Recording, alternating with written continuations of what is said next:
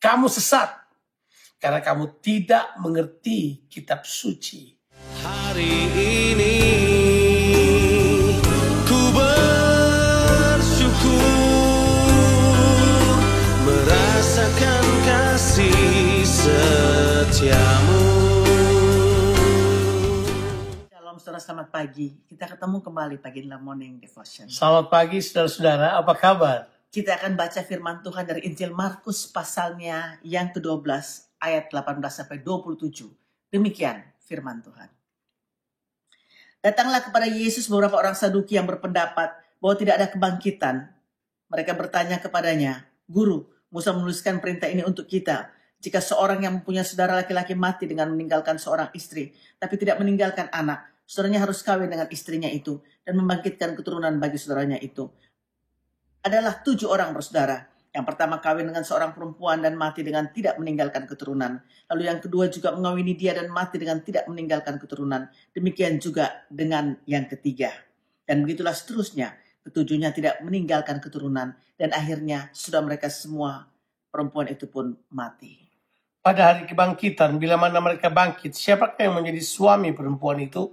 Sebab ketujuhnya telah beristrikan dia. Jawab Yesus kepada mereka, "Kamu sesat, justru karena kamu tidak mengerti kitab suci maupun kuasa Allah. Sebab apabila orang bangkit dari antara orang mati, orang tidak kawin dan tidak dikawinkan, melainkan hidup seperti malaikat di sorga. Dan juga tentang bangkitnya orang-orang mati. Tidakkah kamu baca dalam kitab Musa, dalam cerita tentang semak duri bagaimana bunyi firman Allah kepadanya, Akulah Allah Abraham, Allah Ishak dan Allah Yakub. Ia bukanlah Allah orang mati, melainkan Allah orang hidup. Kamu benar-benar sesat." Saudara, pembacaan kita hari ini melanjutkan narasi Markus yang menunjukkan konfrontasi Yesus dengan pemimpin agama Yahudi. Kali ini adalah dengan kelompok Saduki. Siapa mereka ini? Kelompok Saduki ini adalah sekte kecil dari keturunan Imam Sadok. Mereka adalah bangsawan kaya dan berpengaruh juga di bidang politik pada saat itu. Dan juga saudaraku, mereka berpengaruh di bait suci. Kelompok ini hanya menganggap kitab Musa atau Pentateuch yang memiliki otoritas yang tertinggi. Tentu inilah yang menyebabkan mereka memiliki pandangan teologis yang konservatif. Mereka tidak percaya adanya malaikat atau iblis. Mereka juga tidak percaya adanya kehidupan setelah kematian. Ya, karena hal itu mereka tidak percaya tentunya adanya kebangkitan juga setelah kematian. Mereka percaya jiwa mati bersama dengan tubuh. Mereka ini datang, saudara, untuk menjebak Tuhan Yesus dengan pertanyaan. Pertanyaan mereka begini, ada seorang perempuan yang menikah dengan seorang laki-laki. Dan laki-laki ini harus menurunkan keturunan buat perempuan ini tentunya.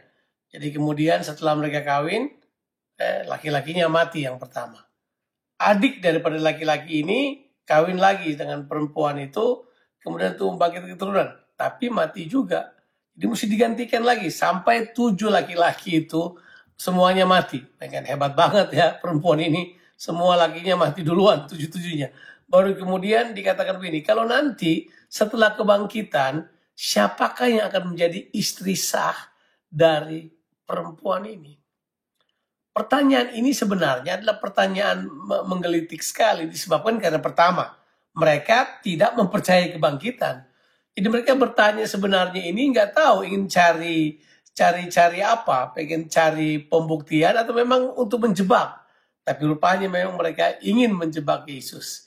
Yesus punya jawaban sangat kuat, sangat jelas, dan straight to the point. Yesus berkata gini, "Kamu sesat karena kamu tidak mengerti kitab suci." Ya, ini jelas sekali. Dan kuasa Allah. Nah, Tuhan mau katakan kepada kita juga yang hidup di zaman sekarang bahwa kita perlu mengenal firman Tuhan secara penuh. Orang-orang Saduki cuma mengenal 5 kitab Musa, yang lain mereka anggap nggak penting sama sekali. Itulah sebabnya mereka kehilangan pandangan yang komplit mengenai apa yang Tuhan ingin katakan. Yesus berkata begini, nanti kalau orang setelah dibangkitkan, setelah mereka mati dan dibangkitkan, mereka hidup seperti malaikat, tidak kawin dan tidak dikawinkan, Mereka hidup seperti roh dan bukan lagi secara keinginan tubuh manusia. Jadi jelas Tuhan berkata bahwa kamu ini sesat, kamu nggak ngerti kitab suci, makanya muncul kepercayaan-kepercayaan yang seperti dipercayai oleh orang Saduki. Saudaraku, jawaban Tuhan Yesus bahwa mereka salah, bahkan dengan keras mengatakan mereka sesat. Dengan kata lain, bahwa Yesus berkata bahwa Alkitab adalah standar untuk memahami kehendak Allah. Karena mereka tidak mengetahui kitab suci, makanya saudara, mereka gagal untuk memberikan penafsiran yang sesuai dengan firman Allah. Nah, ini merupakan pelajaran buat kita. Sebab Yesus kemudian membawa mereka untuk melihat penafsiran yang tepat dari Allah yang hidup itu. Sebab Yesus kemudian membawa mereka kepada kitab Pentatuk. Cuman itu mereka percayai, yang lain tidak. Yesus berkata ini, tidakkah kamu baca di kitab-kitab Musa? Seperti waktu Musa ada di belukar terbakar itu, tapi tidak hangus itu.